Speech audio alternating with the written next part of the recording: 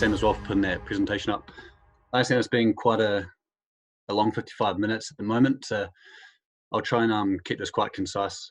So yeah, thanks again, Milo and Sam. Just welcome everyone to the Tu Manawa segment of this forum. My name is Scott. I'm a Community Sport Advisor at Sport Auckland. And for the next 10 minutes or so, I'll be outlining the Tu Manawa purpose and cover the key things about applying to this fund. Post this forum, we'll be sending out some information just to outline some key points about what we're going to be talking about. And I'm sure that Sam will be sending this out post the forum. Please note as well that all the information in this presentation can be found on our website, including some great supporting documents that guide you through the application process. Just going through the purpose as well. So the purpose of the Tu Manawa Fund is to provide quality opportunities that are accessible and create a lifelong love of being active. So we welcome applications from a wide range of organisations that provide play, active recreation and sport opportunities for children and young people, and mostly for those that are less active, so those that are missing out. The groups include children and young people in high deprivation communities, girls and young women, and disabled children and young people.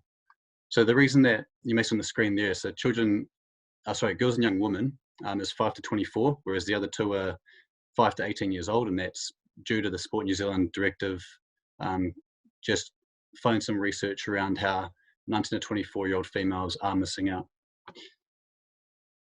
So who can apply? So as you can see on the screen, I'm not going to spend too much time on this page here because I guess we are wary of time, and this is all on our website as well. So if you are unsure if you meet this criteria, I'd like you to send me an email or give me a call, and these details will be provided when we send out this information post the forum. So just again, who can apply? Multi-organisations, primary and intermediate schools, secondary schools, tertiary education, charitable trusts, regional or local councils, incorporated studies, for-profit business, commercial organisations, and social enterprises.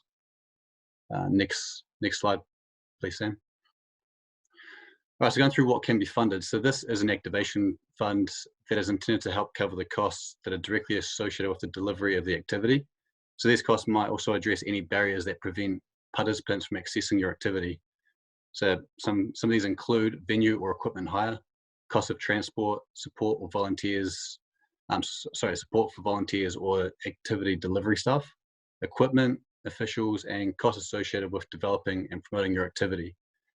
Now, one thing I haven't written up there is that we're actually interested in receiving applications that take innovative approaches to engaging our priority groups. Just quickly as well, as you see on that right-hand side of the page, it's got underlined down the bottom, so there's 3 underlined categories. So after a 12-month review from Sport New Zealand, their directive was that we can no longer fund school sport administrators, water safety for life, and swimming lessons. Now, I just want to be clear as well that water safety for life is still a project, so it's still available under active. So you have to head to their website to find out more about that fund. And also a keynote for some RSOs. So I've had some regional sport organisations apply for their usual administration of a Saturday sports event. This isn't really what the fund is for, so we don't really support that or any elite type programs. Next slide please, Sam. I'm just going over how much we can apply for. So Sport Auckland did have just over $1 million of funding available, and of that we have already distributed over 400,000. So it is running out, and that's been since August the 23rd. So there is a difference between the Fast Fund and the local fund. So the difference is Fast Fund is anything up to $10,000, and the local fund is anything over $10,000. And I really want to point your attention to the difference, so that the timing is very different as well. So Fast Fund, you'll get a response within 20 days, whereas a local fund has a designated panel meeting for this round in April. So to put this into perspective, if you applied today on the 2nd of February, you may be waiting until mid-April for a decision for the local fund. Whereas if you apply for the Fast Fund today, you should get a response before the end of March. And just have a look down the bottom of the slide, you'll see that the funding rounds, the second funding round is available for the local fund. So that opened on the 24th of January and it closes on the 7th of March. Project summary. Okay, so there's 2 key areas that I want to bring to your attention. So project summary and the evidence of need are the areas that have really tripped up a lot of applicants. So in this section, we recommend that you really are concise and straight to the point. So what I recommend is that you consider the following questions. So one, what is the purpose and what do you hope to achieve? Who are you working with? And have the targeted participants had a voice? So just an example of how you can answer this one.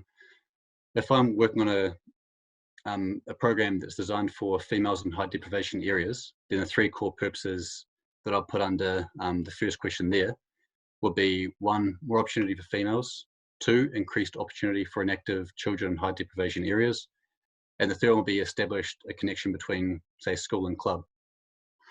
And who I'm working with, so it could be girls, for this fictional example, will be girls aged between 5 and 11 will attend an after school muster. We aim to have X number of children attend, and sessions will run for X number of hours and be delivered by X number of staff. And lastly, have the targeted participants had a voice? So for this one as well, it's just about doing your due diligence and trying to find out what the children at could be a school, could be a club, what they actually want. So for example, we've received feedback from the students through a survey that the girls want more X opportunities. So it could be cricket, fencing, rugby, you name it. Next slide again, please, Sam. So here's the second part that trips up a lot of applicants. And the evidence is quite crucial to any application. So we want to see the need for your project. So there must be evidence in your application that demonstrates the need that you're proposing to achieve. So you'll be asked to use insights or the voice of those that you intend to work with. So ways you can gather insights localized to your community are feedback from previous participants, feedback from key enablers, surveys such as a Facebook poll or jot form, focus groups, and observations of behavior. Just a note there as well that we do want to get localized data, so directly from who you're working with, as opposed to Sport New Zealand research, which is good. It's a good starting point, but if it can be localized, that's more of what we want. So again, just up the top there, sorry, go back please, Sam. So just some questions as well, just to hopefully spark some thoughts in your minds. Just why is there a need for this project or program? Who are you targeting by trying to address this need? How do you know that there is a need, and what data do you have to support this? And why do you think your project or program will help overcome this need? So if this part is confusing you and you think you have a need, I would actually quite like you to get in touch if you're just unsure, just so we can have a chat about it over the phone or through email. And that's what I'd say is the best way to approach the situation. So just get in touch first, and especially if you're unsure, just try and ensure you got all the information up front. And lastly, so you can find some key documents on our webpage, and please remember that if you registered, you'll receive a one-page document with advice about how to approach your Tu Manawa application. If your organisation is outside of the sport, sorry, next slide, please, Sam.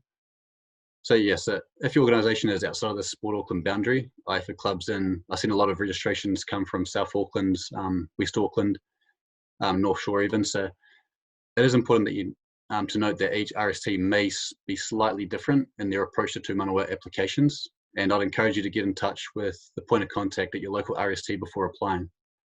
So yeah, I just want to say as well, if you can and do have the time, please do head to the website and then go onto our Tu Manawa resources page.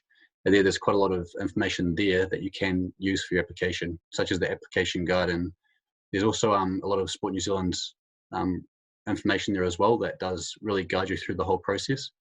But again, if you're in doubt, just please do get in touch, and I'm assuming that Sam will send that document out on Friday, and my contact details are on there.